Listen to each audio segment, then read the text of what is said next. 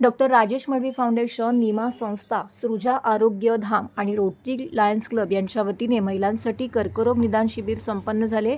महिलांमध्ये आरोग्यविषयक जागृती तसेच कॅन्सर प्रतिबंधाच्या दृष्टिकोनातून ठाण्यातील गावदेवी मैदानावरती हा उपक्रम संपन्न झाला।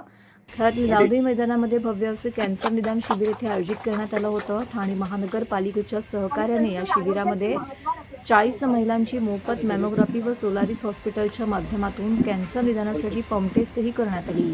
या कार्यक्रमाचं उद्घाटन सुप्रसिद्ध कर्करोग तज्ज्ञ डॉक्टर सतीश कामत यांच्या हस्ते करण्यात आले।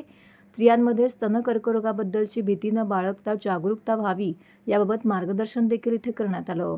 वर्षभरामध्ये ते 3000 महिलांपर्यंत पोहोचण्याचा निर्धार या ठिकाणी व्यक्त करण्यात आलेला आहे। सदर कार्यक्रमात स्थानिक माजी नगरसेविका प्रतिभा मडवी, मृणाल पेंडसे, सुनेश जोशी, ठाणे महानगरपालिकेचे वैद्यकीय अधिकारी डॉक्टर मोनिका साळुंखे, मीनू गुप्ता, सृजा आरोग्य धामचे डॉक्टर मधुरा कुलकर्णी, निम्मा संस्थेच्या डॉक्टर अर्चना तायडे, प्रवीण जाधव, सोलारिस हॉस्पिटलचे किरण अहिवले, रोटरी क्लबच्या विभावरी मणे तसेच लायन्स क्लबचे प्रसाद खोपकर, अक्षय लांडगे इत्यादी मान्यवर येथे उपस्थित होते।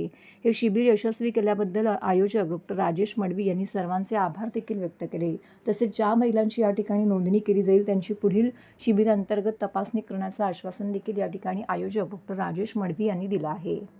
आज हा कर्करोग निदान जे केलेलं आहे ते Rajesh Madvi foundation, Lions club आणि नीमा आणि रोटरी सेंटरमधून सगळ्यांनी मिळून केलेलं आहे। मी डॉक्टर सतीश कामत। तर असे उपक्रम फार महत्त्वाचे आहेत ज्याच्यात स्त्रियांना ज्यांना काही त्रास नाही आहे त्यांना डिटेक्शन करायला, कारण कर्करोगमध्ये अर्ली डिटेक्शन इज क्युअर। तर त्यामुळे हे अर्ली डिटेक्शनसाठी हे टेस्ट फार महत्त्वाचे आहेत। स्त्रिया कुठेही तपासायला जायला लाजतात आणि खर्च होईल म्हणून जात नाही।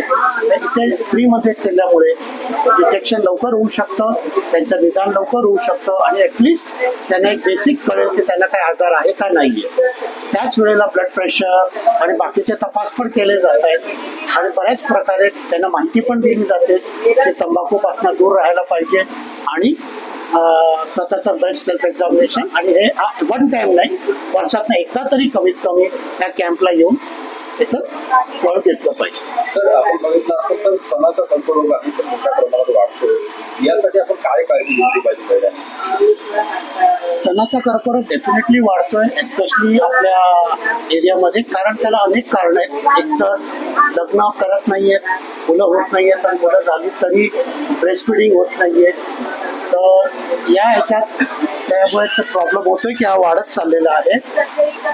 तर याला मेन म्हणजे ब्रेस्ट सेल्फ एक्झामिनेशन, जेणेकरून स्वतःचं स्तन स्वतःला स्त्रीला कळलं पाहिजे आणि कुठे काय गाठ वाटले काय चेंजेस वाटले तर डॉक्टरकडे ताबडतोब गेलं पाहिजे।